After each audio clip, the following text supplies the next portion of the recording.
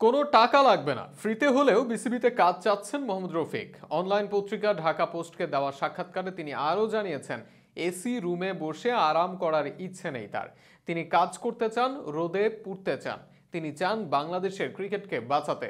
ঢাকা পোস্টকে দেওয়ার সেই সাক্ষাৎকারে মোহাম্মদ রফিকের বক্তব্য নিয়ে কাটাছেঁড়া থাকছে প্রতিবেদনে।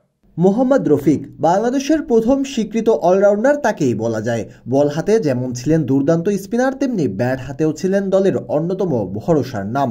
বয়স এখন বেশ হয়েছে, কোচিংয়েও অভিজ্ঞতাও আছে। তবে জাতীয় দলের সাথে কাজ করার জন্য তার স্বপ্নটা পুরনো, কিন্তু তা আর পূর্ণ হচ্ছে না। অনলাইন পত্রিকা ঢাকা পোস্টকে দেওয়া এক সাক্ষাৎকারে আবারও জানিয়েছেন নিজের ইচ্ছা আর আক্ষেপের কথা।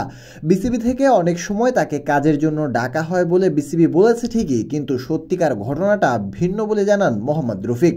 সাকিব রাজ্জাকের আগে দেশের সবচেয়ে সেরা এই অলরাউন্ডার বলেন, অনেক সময় দেখা হলে বলা হতো কাজ দিবে, তবে পরে আর ডাকা হয় না বিসিবি থেকে। ক্রিকেট ক্যারিয়ার চলা অবস্থা থেকে মোহাম্মদ রফিক নিঃস্বার্থ মানুষ।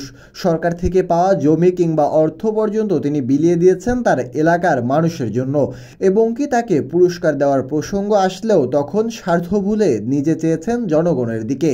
সেই মোহাম্মদ রফিক তাই এবারও বলছেন, অর্থ নয়, বিসিবিতে ফ্রিতেও কাজ করতে রাজি তিনি। ঢাকা পোস্টকে দেওয়া সেই সাক্ষাৎকারে মোহাম্মদ রফিক বলেন, আলহামদুলিল্লাহ, আমাকে মাঠে কাজ দেন, আমি এসির ভিতর থাকতে চাই না। আমি মাঠের লোক, আমি মাঠে থাকতে চাই। আমার টাকা লাগবে না, এখন যে অবস্থা টাকা লাগবে না। যারা নতুন অবস্থায় আসবে তাদের সাথে আমরা আছি যদি আমাদের দরকার মনে করে। কোনো অর্থ নয়, শুধুমাত্র দেশের ক্রিকেট বেঁচে থাকবে, এটাই কাম্য মোহাম্মদ রফিক।